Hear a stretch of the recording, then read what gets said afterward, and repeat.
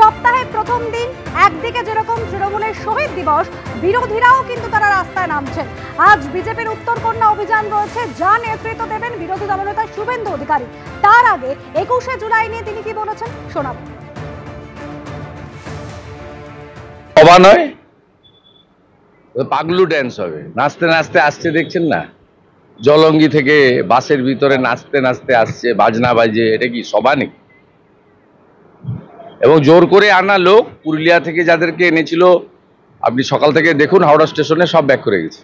21শে জুলাইয়ের তৃণমূলের যে সমাবেশ, তাকে রঙিন করে তোলার জন্য তৃণমূলের বহু কর্মী এসছেন। আমরা যেরকম দেখতে পাচ্ছি, নবদ্বীপ বিধানসভা তৃণমূল কংগ্রেসের পক্ষ থেকে তারা এসছেন এবং তারা বিভিন্ন সাজে সজ্জিত হয়ে এসছেন।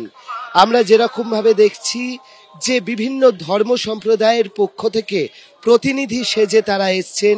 কেউ শিখ, কেউ সাঁই, কেউ মুসলিম, তো কেউ হিন্দু, এরকম বিভিন্ন সাজে তারা এসছেন। এবং এখানে লেখা রয়েছে বিভিন্ন ধরনের কবিতার লাইন। খ্রিস্ট আর খ্রিস্টে কোনো তফাৎ নাই রে ভাই, এক বৃন্তে দুটি কুসুম হিন্দু মুসলমান, ভারত মাতা আমারও, তাকে আম্মা বলেই ডাকবো, জাতের নামে বজ্জাতি সব, জাত জালিয়াত খেলছে জুয়া। এবং আমরা দেখতে পাচ্ছি একটি ভ্যানও রয়েছে, যেই ভ্যানেতে তোমার হুড খোলা জিপ, তাতে কিন্তু কালো পতাকা দিয়ে সাজানো রয়েছে। এখানে যারা রয়েছেন তাদের সঙ্গে কথা বলবো। কি আপনারা বার্তা দিতে চেয়েছেন? আমরা যারা বাঙালি রয়েছি, ভিন্ন রাজ্যে দেখতে পাচ্ছি সবসময় আমাদের উপর অত্যাচার করছে।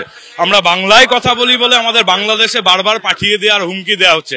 তারই প্রতিবাদে আজকে আমাদের নেত্রী যে 21শে জুলাইয়ের মঞ্চ থেকে বার্তা দেবে, তারই প্রতিবাদে আমরা নবদ্বীপ থেকে এই কনসেপ্ট নিয়ে এসেছি। আমরা গর্বিত, আমরা বাঙালি। আগামী দিনে আমরা বাংলা ভাষায় কথা বলতে চাই। এই বাংলা সমস্ত ধর্মের মানুষকে আশ্রয় দেয়, স্থান দেয়, নিজের অধিকারকে স্বীকৃতি দেয়। আমাদের আরেকটা সরকার, যেটা কেন্দ্রীয় সরকার, বারবার লাঞ্ছিত বঞ্চিত করছে এই বাঙালিকে। তাদের ধিক্কার জানিয়ে আমাদের এই আজকের কনসেপ্ট। রাজদীপ চ্যাটার্জি, শহর সভাপতি, শহর নবদ্বীপ তৃণমূল ছাত্র পরিষদ। হুড খোলা গাড়িটা কালো পতাকায় সাজিয়েছেন কি আজকে 21শে জুলাই? 21শে জুলাইয়ের জন্য, এবং আমরা আমাদের ম্যাডামের একটা মডেল রেখেছি, সিকিউরিটি সাজানোর চেষ্টা করছি। এখন আমাদের কমপ্লিট হয়নি।